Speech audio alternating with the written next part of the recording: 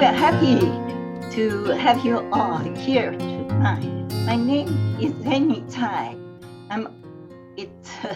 It's my honor to be the MC tonight, and I'm also one of the board members at Monte Jade. I met Hubert Joly when we both attend the program Making Corporate Boards More Effective at Harvard Business School in 2019. I was assigned as group leader to lead the group discussion on case studies. I was very pleased to have Hubert in my group. It is such a great honor to have him here with us tonight. First, I would like to quickly overview the housekeeping.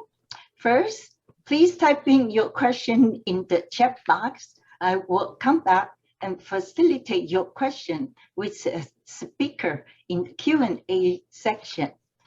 Second, we will have a short survey at the end of the program.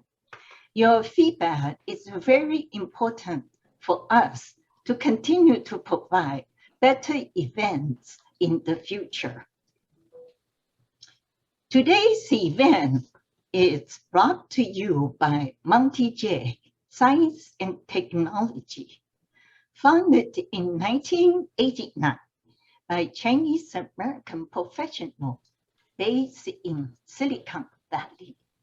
Our mission was to foster relationships between technology professionals and companies across the Pacific.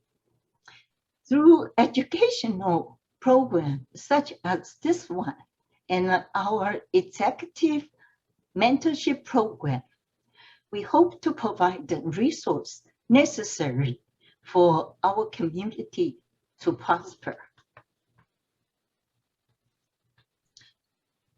It is our distinct privilege to be joined today by former CEO and Executive Chairman of Best Buy, Hubert Joly, who now is a senior lecturer at Harvard Business School and also the author of The Heart of Business.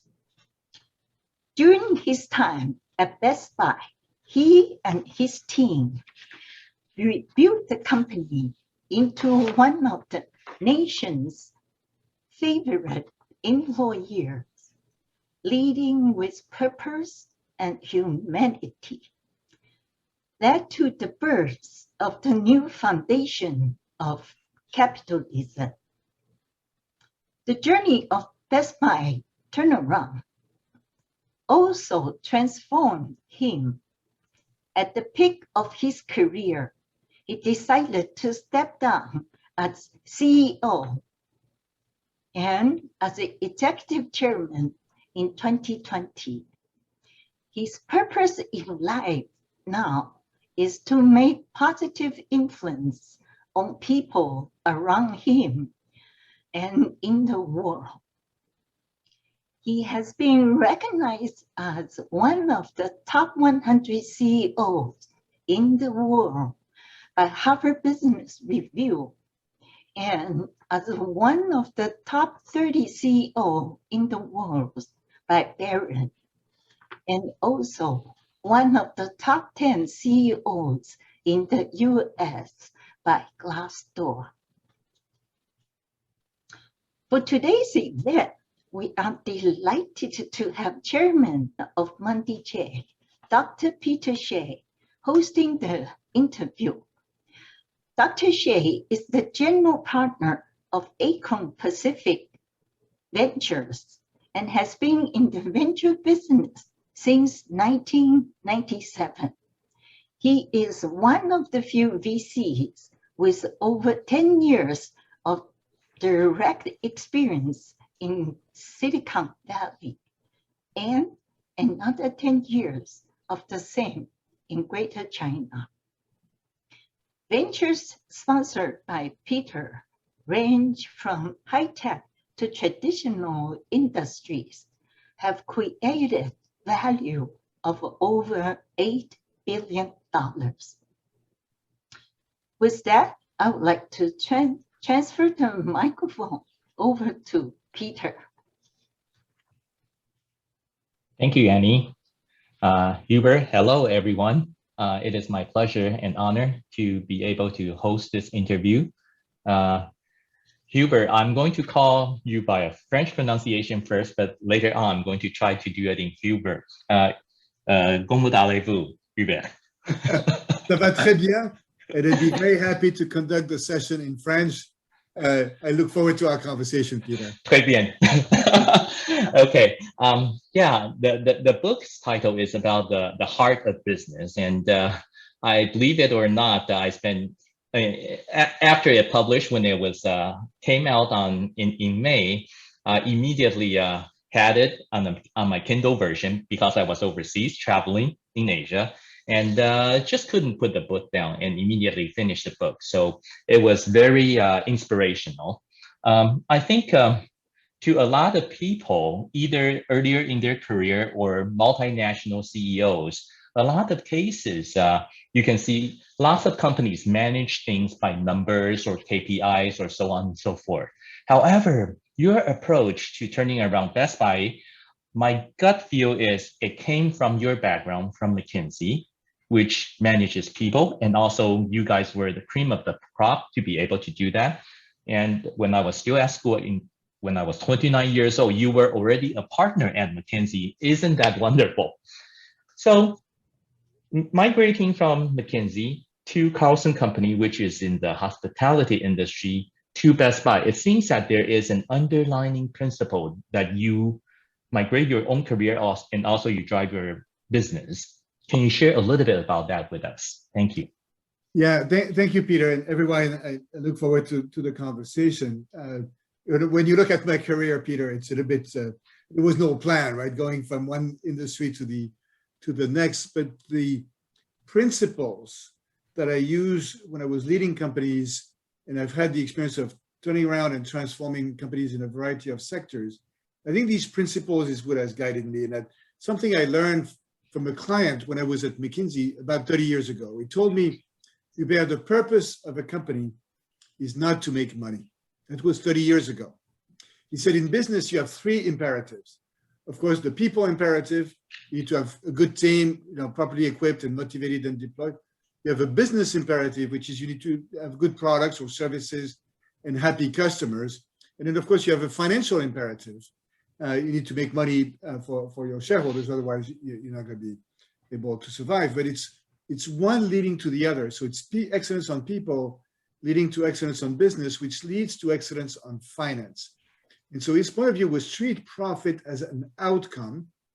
And so when you manage a company, put first the emphasis on people, then business, then finance. So as a practical implication, Peter, he would say when you do your monthly business review, right? Or when you do your boards with your portfolio companies, his advice was start with people and organization, then go to customers and business, and finish with the financial results. He said, if you flip it, you're going to spend your entire meeting on the financial performance, and you won't have time on people and customers. And we know these people and customers and products, they're the drivers of great success.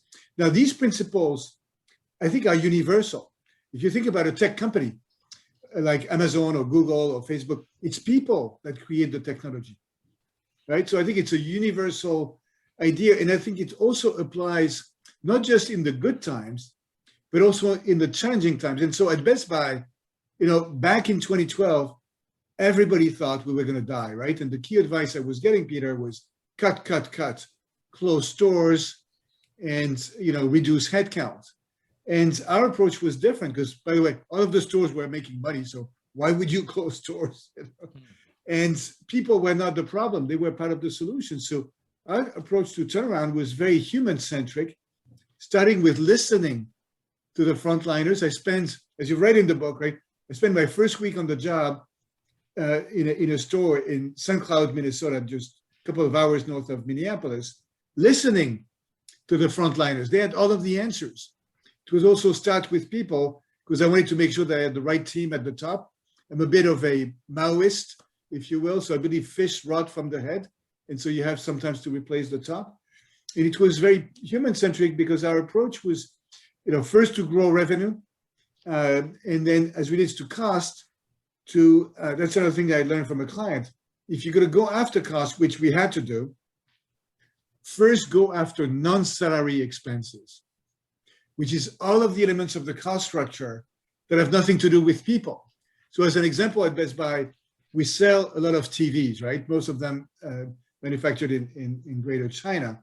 These TVs are large, they're thin, so they break. We would break about $200 million worth of TVs every year. And if you can reduce the TV junk out, that was the name, by 50% by improving the design or the packaging or the supply chain, you're going to save money and the customers are going to be happy. So lots of opportunities there, and treat headcount reduction as a last resort. And then finally, this people focus was about creating energy. So I think in physics, we learned that energy is a finite resource, finite quantity. You cannot create energy, right? Actually, in a human organization, you can. And the way you do it is by co-creating the plan as opposed to telling people what to do. You get going, you celebrate the early wins. If there's problems, you talk about it openly and you say, let's see how we can solve this problem. So it was a very human-centric approach, even when we were supposed to die. That's great. But if we look at, I think your definition of human in this, or people in this case, is mostly geared towards the employees. Like you said, there are other people that are involved, customers, and also your board members, meaning your large shareholders. Yes. But normally when we look at these things, it's especially for a large company like Best Buy, it's so hard to move the culture of the company for every single store and also in the back office, in the warehouse. How do you communicate this to your shareholders or to your board that give me enough time such that I can make it happen? Because you need to properly set the expectation to your board and Wall Street, of course. Yeah, so if we rewind to 2012, everybody thought we were going to die. 2 months, so in terms of communication, 2 months after I studied, so that's crazy, Peter, because I knew nothing about retail. And 2 months after I studied, my board said, you need to present something to the street, right? Because our founder wanted to take the company private. So it's like if you have an activist in your company, you need to communicate to the other shareholders. So I had 2 months to come up with a plan. That was crazy. But we worked really hard during 8 weeks. And you turn around 6 to 8 weeks to do a quick diagnosis, I think is good enough because it's about getting going. And that gave us the opportunity to share with the board, the shareholders, and the employees the same information. We shared our strengths, our weaknesses. We shared the framework for the approach. And by the way, at the time, we talked about all of the stakeholders, the customers, the employees, the vendor partners, the community, and the shareholders. We showed that there was the problem at Best Buy at the time was it was actually not Amazon. Amazon was not the problem. We were the problem because our prices were not competitive. Our online shopping experience was horrendous. Our speed of shipping was bad. The experience in the store had really deteriorated and our cost structure was bloated. There was none of that I could blame on Jeff Bezos, right? And the good news is that if it's self-inflicted, then you can correct it.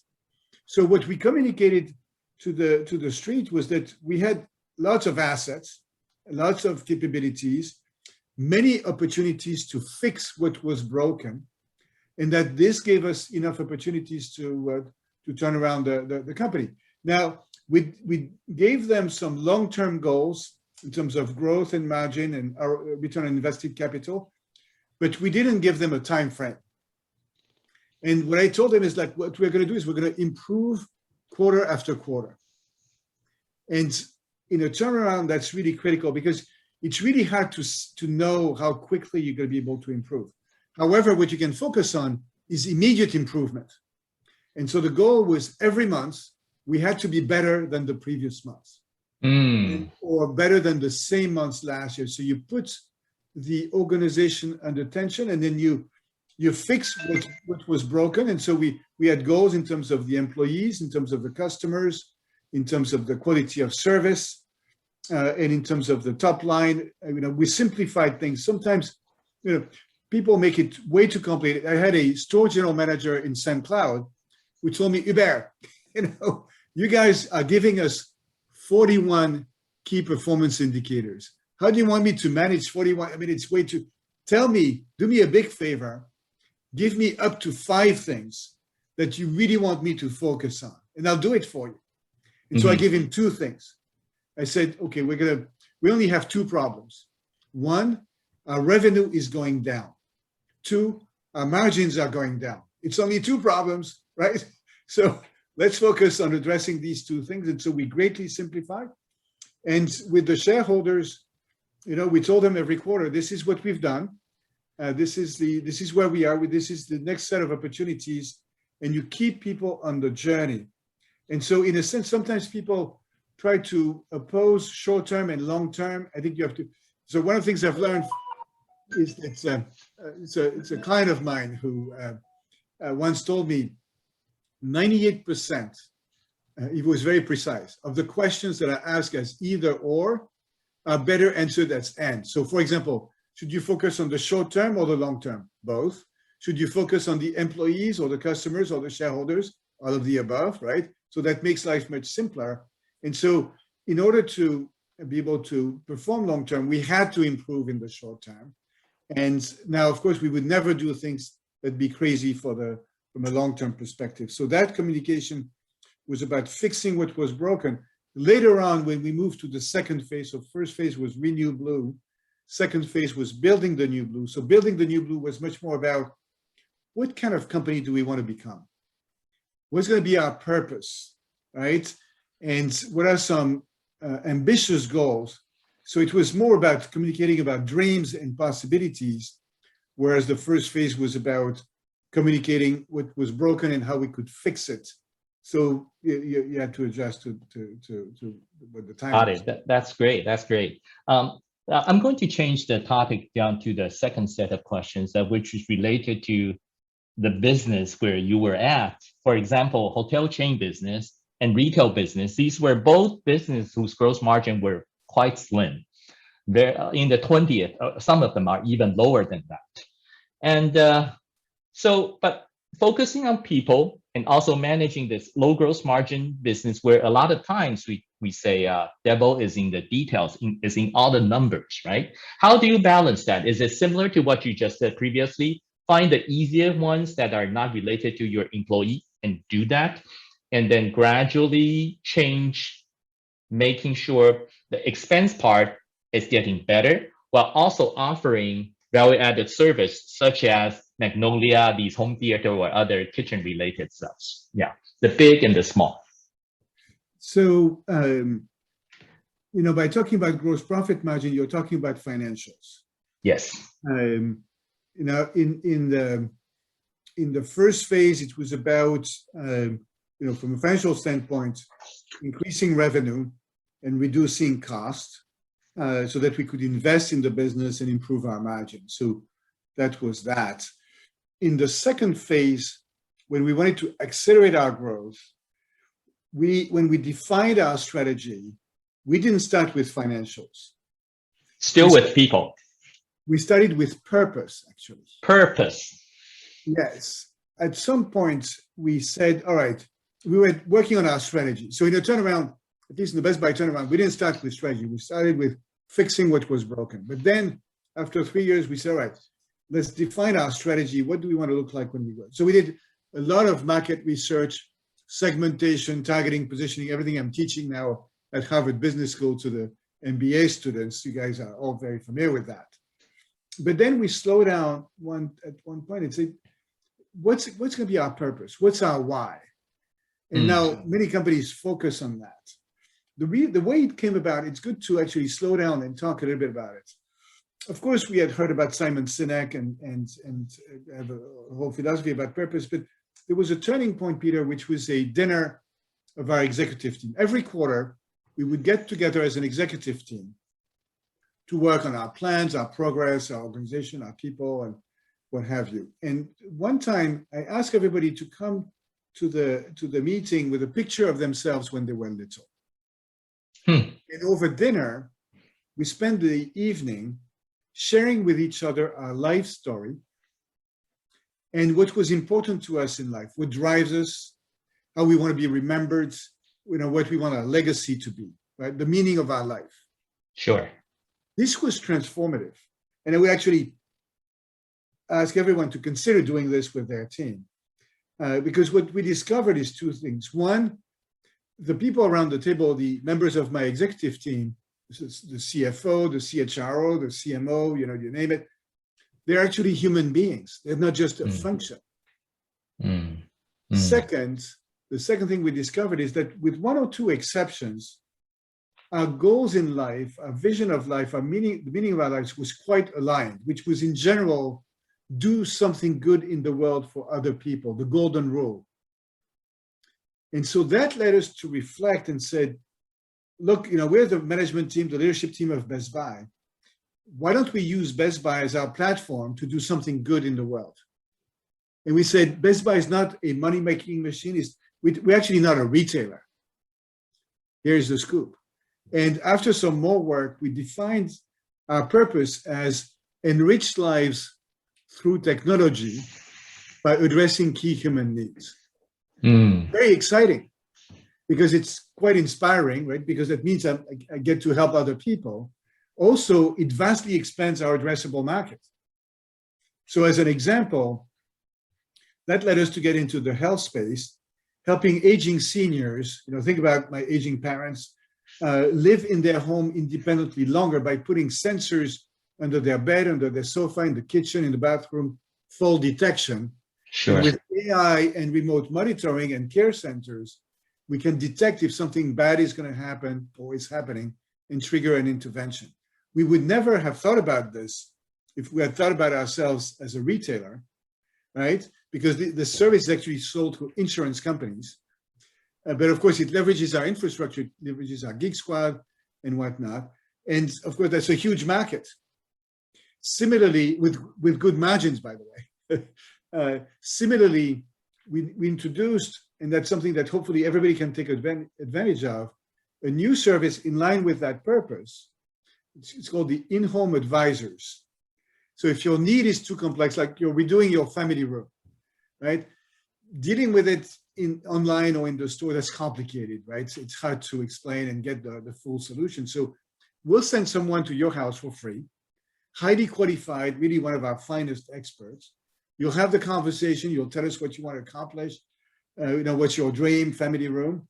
We'll make a proposal. You can always say no, Yeah, you're expanding your customer base, right? For example, initially people going to Best Buy may be just the geeks, the husbands, the young male professional, but you then expand it to seniors like you described. Now, home design, then you're addressing the needs of wives. You're expanding your customer needs while doing good to them. It's not like exactly, right? Yeah. We're expanding our share of wallet, because at the end of the day, what we're trying to do is be the CIO or the CTO for your home. And that's a game changer. And of course, that's also a higher margin business. It's a growth opportunity. And so when we do strategy now, and when I now advise CEOs and companies, the idea of starting with a purpose at the intersection of what the world needs, what you're uniquely good at, what you're passionate about, and how you can make money is a much better, it's a very fruitful approach. And of course, it's tricky because some companies, define their purpose, but they get stuck, right? It's just sitting on the website, but nothing happens. So you need to make the purpose the cornerstone of the strategy. And then you need to drive it all the way throughout the organization in a way that everybody at the company can write themselves into the story. And that's where people come back, right? And so, in other words, Peter, maybe I want to step back, because what I'm describing is a philosophy.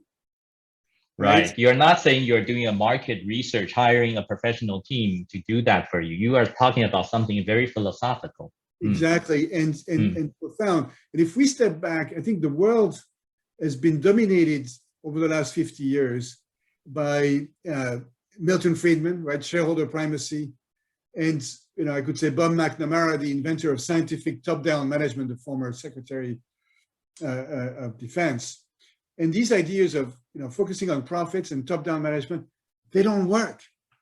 And, during COVID last year, like probably many of us, right, I slowed down, I said, what's happening here? And I got to admit that I think the world we live in is faced with a multifaceted crisis. Of course, we had the health crisis, we had the economic crisis, societal crisis, racial issues, environmental issues, geopolitical tensions.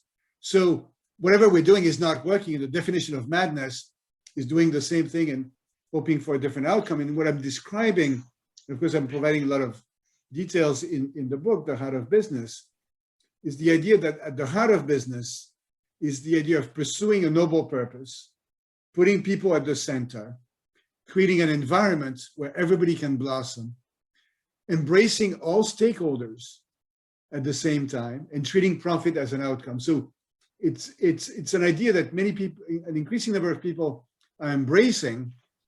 But we also know that it's a bit of a revolution. It's hard to do, and that's why, again, in the book I provide a lot of details on how, what it takes to do this. But now these are easy to say when you are a CEO. You can move a company around, right? But what about people that just started with their career as an engineer or who are a middle-level manager? How do you encourage them to manage their own personal life or career using the same philosophy that you have with managing business? If you could share some with us. Yeah, I think, Peter, it's really a universal, it's not just for CEOs. And by the way, if I had just wanted to write a book for CEOs, I would have gathered, the business council, which I did, and I would have spoken with them and it would be done. I think these principles are for every leader at any level. And by the way, at the minimum, we are a leader of our life. Yes, we are the CEO of our lives. Yes. Exactly. Yes. And so for me, the first question for us as leaders of our lives is, who are we and who do we want to be? How do we want to live our life? There's the question of why do we work, right?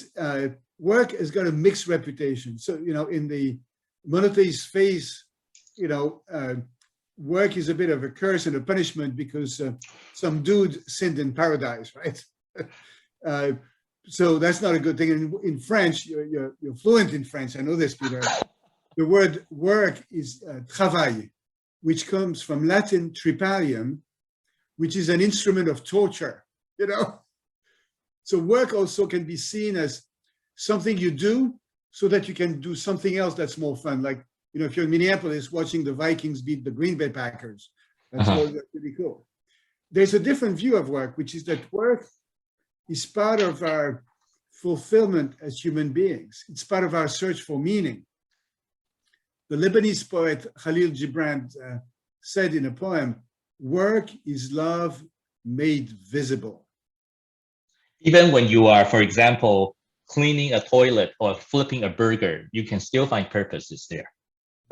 When President Kennedy visited NASA in Houston in the early 60s, as a politician, he would greet everybody. So he greets a janitor.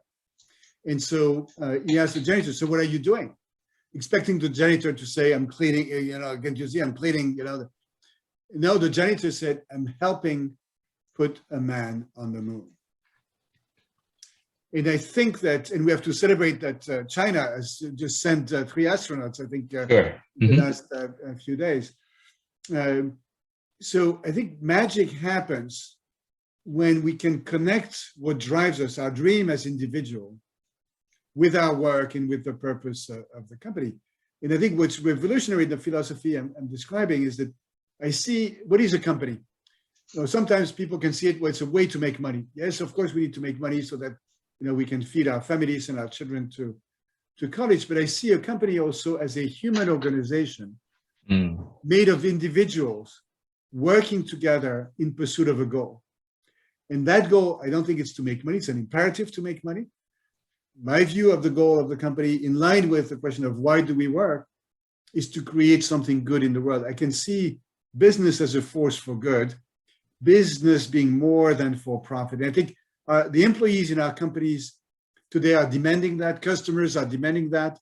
Society is demanding that. Even shareholders are demanding that, right? I mean, you've all read Larry Fink, expecting public companies to pursue a long-term strategy, a good purpose, being responsible for the environment.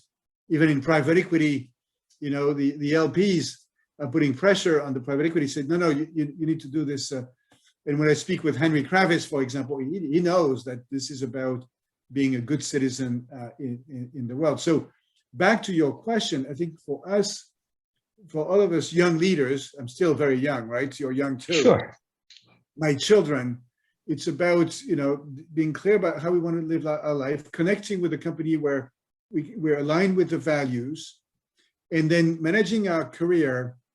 The question for our career is what's going to drive us, right? I've found that moments in my career where I was driven by either power, fame, glory, or money, very dangerous, right? And I once made a mistake of applying for a job when I was at Vivendi because I thought it would bring me closer to the top. Big mistake. So now I have gray hair. So I slow down. Say, what is driving me, right? And how does that connect with my purpose? One of the exercises we asked, so at Harvard Business School, there's a program for new CEOs. I'm a member of the faculty there with Michael Porter and Bill George and Nitin Noria. One of the questions we asked the participants to work on is we asked them to write their retirement speech. And believe me, they never say, oh, I would have made, by that time I retired maybe $150 million. No, it's about their legacy, how they would have touched people and so forth. My wife, who is a professional executive coach, has got an even better question. We ask our clients, and maybe everybody can do this tonight, right before you go to bed, okay? He asked them to write their eulogy, what people will say on that day where we're not here to listen, and how we want to be remembered, and then be driven by it. John Donahoe, who used to be in Silicon Valley, is now in Oregon, the CEO of Nike, told me that when he left business school, he wrote his retirement speech. And he regularly goes back to it. And I'll finish answering your question by quoting my good friend Jim Citrin, who is a senior partner at Spencer Stewart. And he wrote a column in Yahoo Finance a few years ago, where he said, the best leaders don't climb to the top, they are carried to the top. You need people to work with you and you go together. Yeah. The idea that if you do good things in the job you have, if you do good things, if you take care of other people, good things will happen. Now, in truth, I have to nuance this. I think this is good advice for the boys, not such good advice for the women. Let me explain why. So Sally Helgretson has written a book called How Women Rise that I distributed to all of the people, managers at Best Buy. It's about, careers and leadership and development focused on women. One of her observations is that when a boy is 80% ready for a promotion, most of us will say, oh, we got it, we're ready. Well, just give it to us. When a woman, I don't know whether you guys will agree, but when a woman is 125% ready for a job, most women will say, I'm not sure, I've not finished what I was doing, plus I'm not sure I want the visibility, right? And so for women, so a former colleague of mine at Carlson Wagonly Travel, Kelly Kuhn, reminded me the other day how I had given her the advice for her development of the tortoise. You know how the tortoise moves forward? The tortoise sticks the neck out.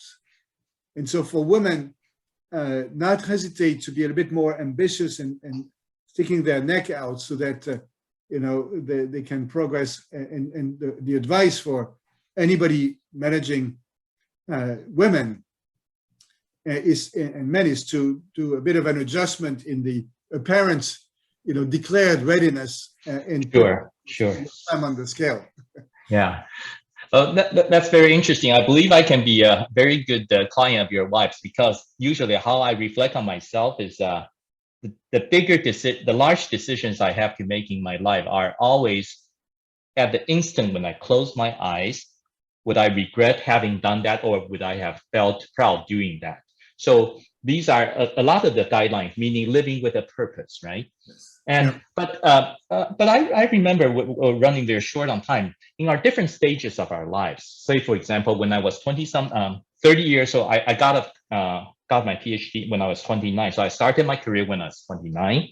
And initially, we were all thinking about reading books related to how to become CEOs. Now you taught me it's not just building the skill set. It's you need to work with people and be carried to become CEO.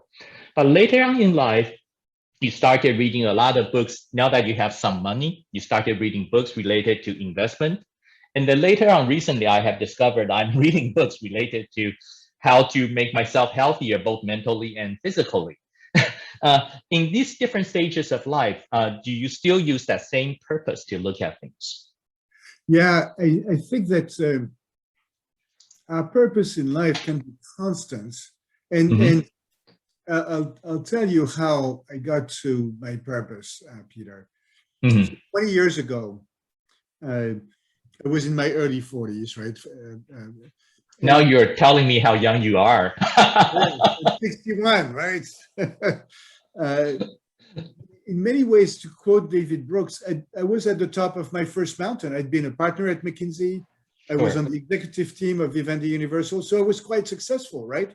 Yes. Except at the top of that first mountain, I felt emptiness. There was nothing.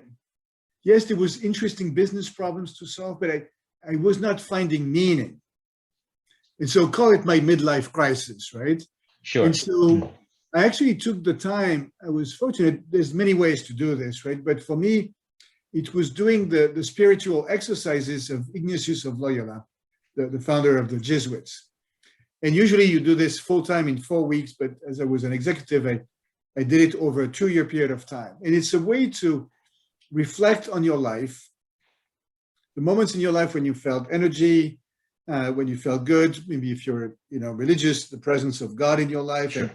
And the times where maybe it was less good. And then you try to discern what you're calling in life. And that was very good for me to take the time to do this and reflect on that. And then over time to reflect, to refine that purpose.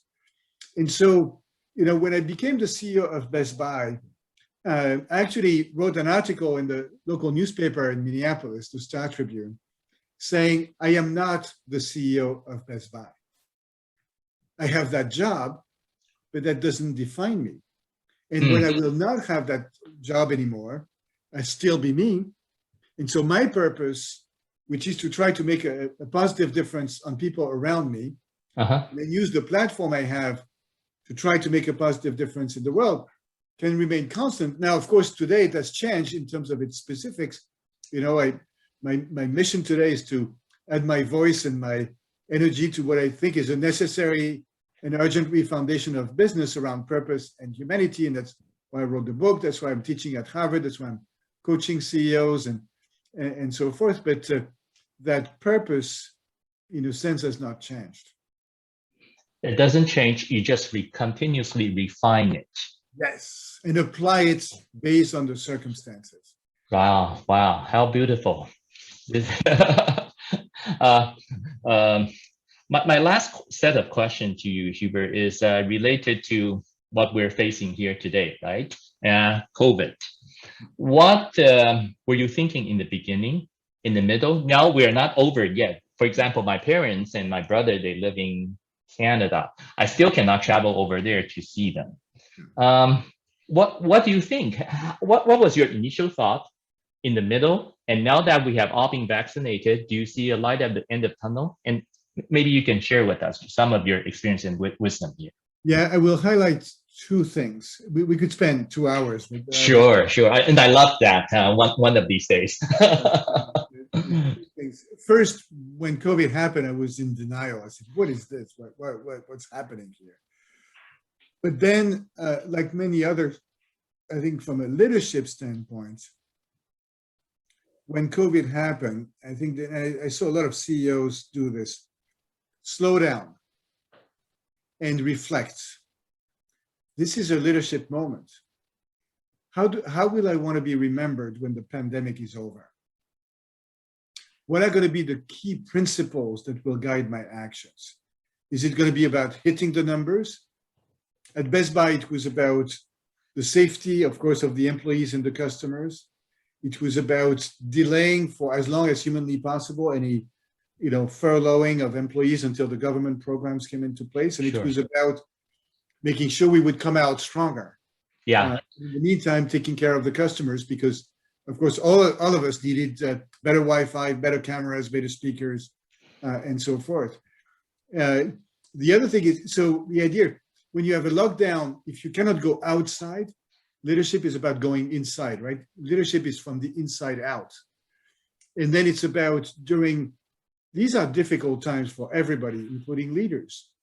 So taking care of yourself during these difficult times, right? So remember, Peter, when we were flying on airplanes, long time ago, yes, if the oxygen mask would come down, you were told, put it on yourself first before you help others. Of course. It's really important that for everyone to take care of themselves, whether it's physical exercise, meditation, it can be yoga, it can be journaling, it can be your friends, but really taking care of yourself so that you can help others. So that's, from a leadership standpoint, I think we've learned the importance, again, of leading with purpose and humanity. We've learned the importance of the humanity of our workers.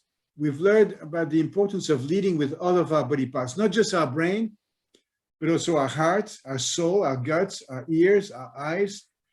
And then from a strategic standpoint, and that could be a long conversation, for me, it's the analogy I have in mind is this. I'll make it brief. For me, it's a little bit like 66 million years ago, when you may or may not remember, but planet Earth got hit. I don't quite remember. Well, I think you will. Planet Earth got hit by an asteroid, and all of the dinosaurs died. A new species emerged and thrived. Sure. I think in business, I think this pandemic, yes, hopefully it's going to be over, but it's not a restart. I think it's an invitation to reset and rethink our business, reimagine the business based on the needs we want to serve, our purpose. We have to go play where the puck is going. If your parents are in Canada, we can talk about hockey. And then we have to reconfigure our operations. Technology now has proven that it can vastly be accelerated and do amazing things. So from a strategic standpoint, it can be an exciting time, even though for some businesses it's been horrible. And I think the coming years, I think if we lead from a place of purpose and with humanity and with a sense of possibilities, can be a very exciting period of time for entrepreneurs and so forth. And I hope, Peter, your $8 billion become $88 billion. What I always, when I sit on board and tell my portfolio companies is that whoever can survive and evolve, you will come out as a hero in the startup world. We saw that in the internet bubble days, 2000 and 2008. Yeah. So I think, like you said, defining the underlying principle and purpose, well, maybe you can have some minor tweaks here and there, but you'll come out as a hero. And COVID has taught us a lot of things, and it's also my honor to be able to meet you virtually this way, because in normal times we will probably not be able to have this conversation. That's true. It gave us more opportunities. But yeah, again, it has significant implications on how we lead and how we think about our companies. And maybe just before we transition to questions from the audience, I'll put in, let's see, can I do this? Yes, all panelists and attendees. I'll put in the chat, Peter, the first ever, and I think the only one, business electrocardiogram. So it's a tool that's available on my website, where with 20 questions, you can assess the health of your business. Wow. Okay. The heart of your business, identify the areas where you see strengths, and then maybe areas where there's opportunities, and there's a few recommendations around that. So it's the first. Thank you for sharing this gift with us. Only business electrocardiogram. How cool is that? That's perfect. Thank you. Thank you so much, Hubert. It has been an honor and pleasure chatting with you. I will transition this to Annie to handle Q&A from our audiences. Thank you very much. Yeah. Wow. Thank you. Thank you, Peter. You're right on the dot. Thank you, Peter and Hubert, for such an enlightening conversation. So I think let's move to the Q&A section that most of the audience is really waiting for. And in fact, we have received so many good questions. So the first question is from Ryan E., our former chairman of Executive Mentorship Program. Coming into Best Buy as an outsider, how did you approach changing people's mindset and modifying the culture and identity of Best Buy? What advice would you give to leaders who want to change the culture of their organization for the better? So I'll focus on the beginning of the journey, where again where people thought we were going to die. So we didn't really spend time trying to rethink the culture or rewrite our values. But my initial approach was two things. My approach to change management was to change management, Annie. What do I mean by this? I said that I'm a bit of a Maori, so fish rot from the head, and so making sure we had the right team at the top was really important. And we all know this, right? In a turnaround, you cannot blame the frontliners if things are not going well. You have to look at the top of the house, and usually people know if there's some leaders who are not carrying their weight, and so there you have to act swiftly. But the other thing that was at least equally important, the way you change behaviors is by changing behavior. So I used to be paid a lot to say these things, right? What do I mean by this? If you believe that, if you want to convey the fact that customers are really important and that we're going to be obsessed with the customer, well then, you know, as an executive, you spend time on customer matters. You spend time understanding where the problems are with customers. You spend time being a shopper yourself and experiencing what it is. If you believe that you want to put the emphasis on e-commerce, then I had all of my business meetings start with e-commerce, even though at the time it was only 5% of the business. So initially, you know, it's by these direct actions that you can do this. Over time, it became, you know, more sophisticated because I wanted to leave something lasting. And so in the book, I talk about the 5 ingredients to creating an environment where you can unleash human magic, which is ultimately, you know, what a beautiful culture can do. And you'll see in the book, you know, there's a lot of details around that about connecting dreams, you know, fostering genuine human connections, fostering autonomy, creating an environment where people can learn and grow, creating a growth environment. These are some of the key ingredients. And at the end of the day, it's really tied to a philosophy about leadership.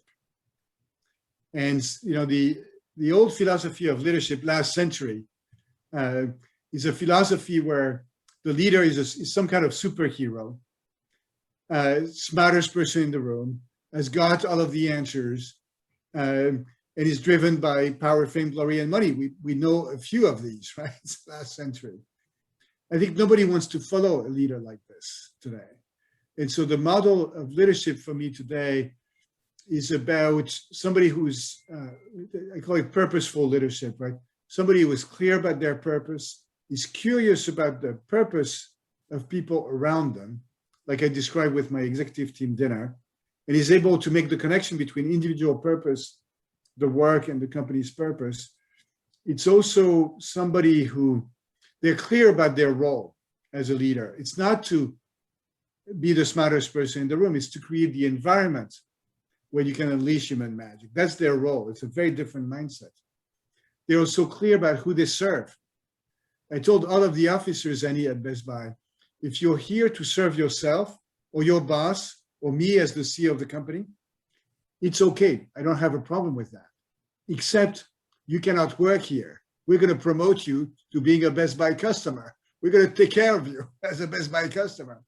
On the other end, if you're here to serve the frontliners, then that's what we want you to do. It's about integrity, and it's about authenticity.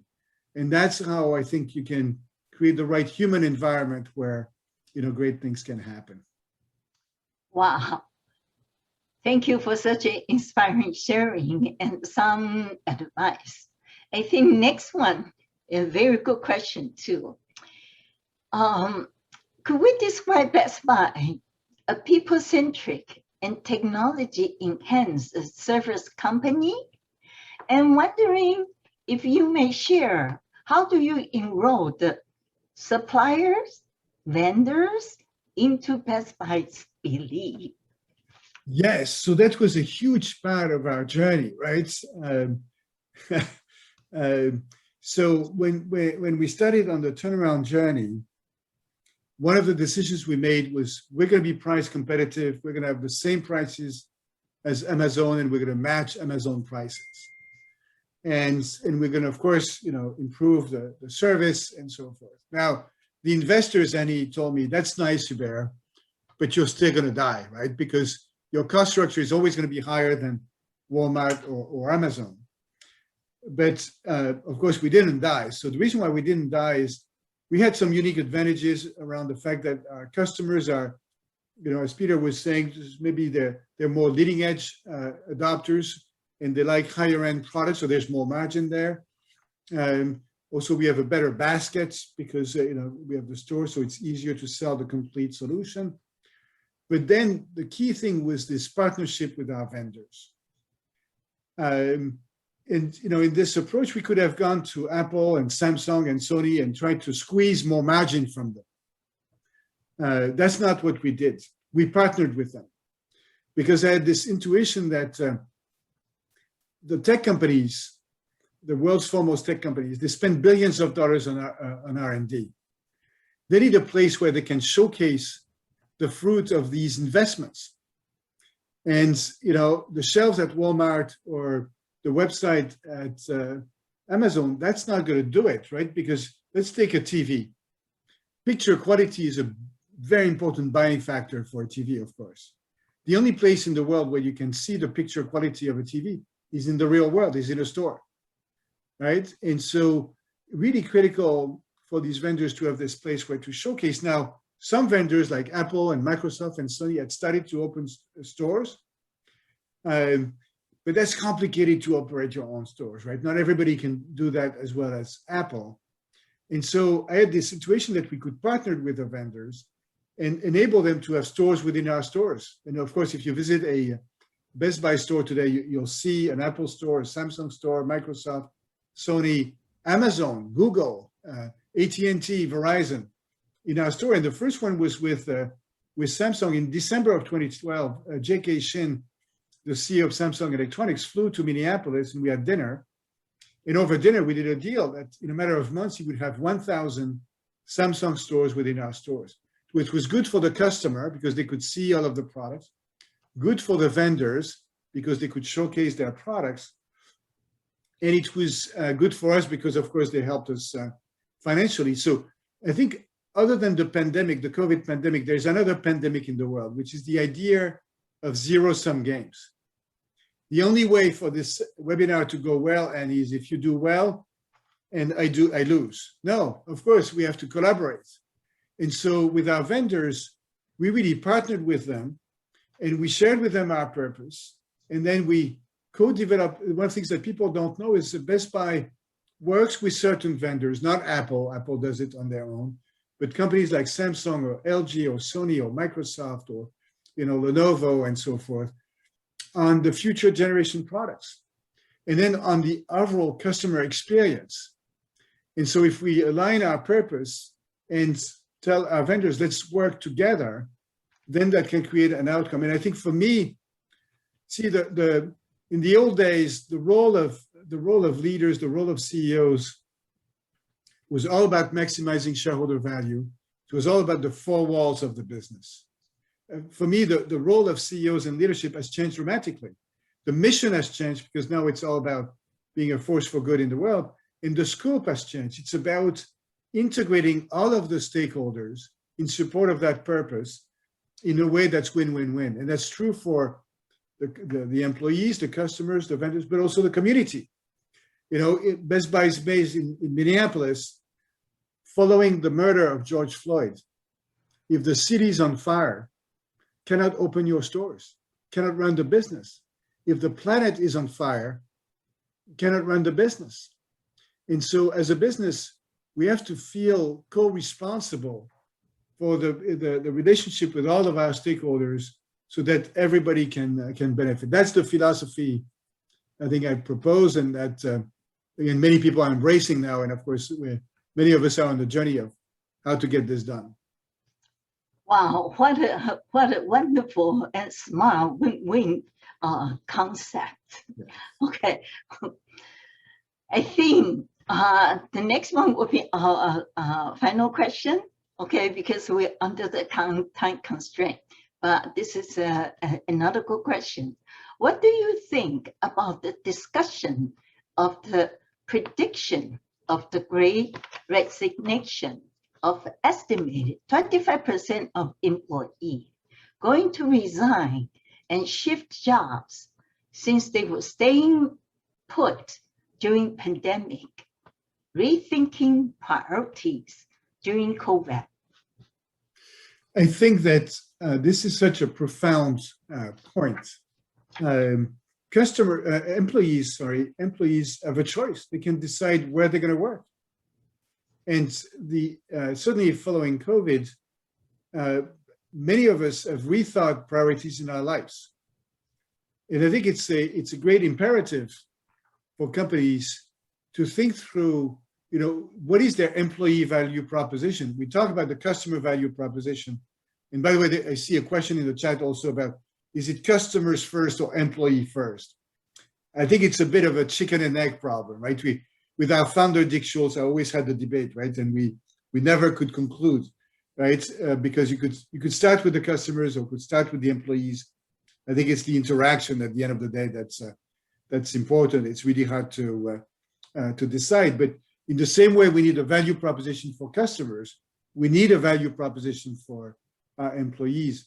And I think the employees, the next generation in particular, but I think that's true at all ages, they want to live a good life, a meaningful life. For me, my criteria in terms of what I do is I want to do something that's meaningful, impactful, and joyful. So if you just expect your employees to show up because, whatever, that's not good enough. You need to be really clear. And I think it's with customers, building an emotional connection.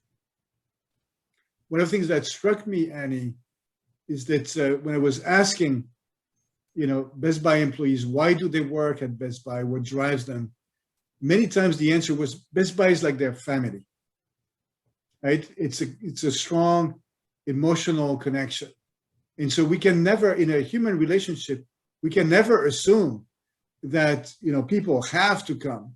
We have to earn the right to have them join forces and be excited about them. So I think it's going to be a challenge for many companies. I think it's real. And I think that, again, companies that pursue a noble purpose and put people at the center can create extraordinary outcomes. In that case, that starts with people. If you don't have people working at your company, it's going to be hard to serve customers. Let's put it this way. That's so true. Okay, I think with that, we're going to conclude the Q&A section. So thank you to speaker Hubert Joly and our interviewer, Dr. Peter Hsieh, for such an insightful conversation. And Hubert, I still remember one morning you came into the group discussion class and asked me if you can skip the discussion because you need to talk to your publisher for the upcoming book. I feel like we have come full circle. Remember that? And everybody, Annie was really tough. She said, absolutely not. You have to be in class now. That, And it's been such a ladies pleasure. and gentlemen, that was not true. If that was true, you don't see the book now. That's true. Thank you, Hubert, really for sharing your wisdom and experience. You are at the forefront of this new human-centric capitalism, putting people first and profit second. We hope we can have you back again. So everybody, let's give Hubert a big round of applause. Thank you so much, Peter and Annie, and everyone. Really enjoyed the conversation. I wish you a great rest of the day. And don't forget to write your eulogy tonight. If you want, you don't have to do it, but it's a thought. So I'll sign off, Annie, and wish you well. We'll be in touch. Okay, thank you. Okay, see you in the near future. Thank you. Okay, good night. Okay, everybody, I still want to take this opportunity to thank our sponsor and volunteers for supporting this event.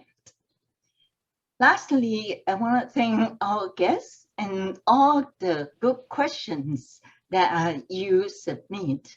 Unfortunately, we are under the time constraints, so hopefully, we hope that Hubert will come back with us in the future and we can answer your question. Next, okay, through our membership and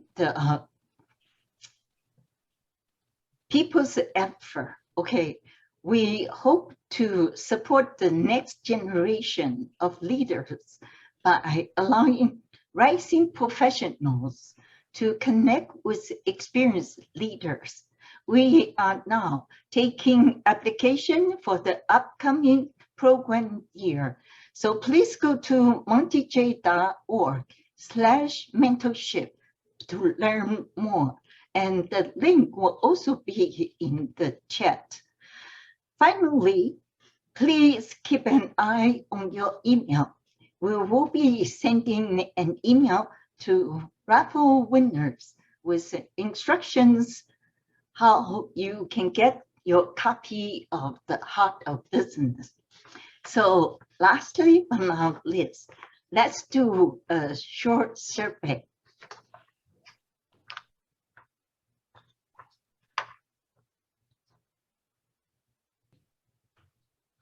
It will only take maybe 1 minute. So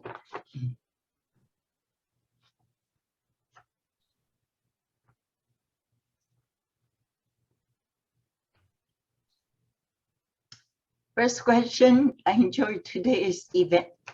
Second question, I would recommend this event to my friends and colleagues.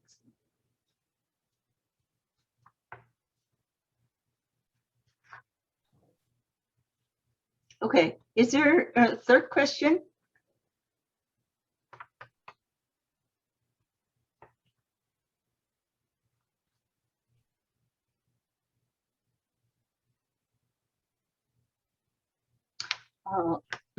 Okay, I think I only see number 1, number 2 question. How about other people?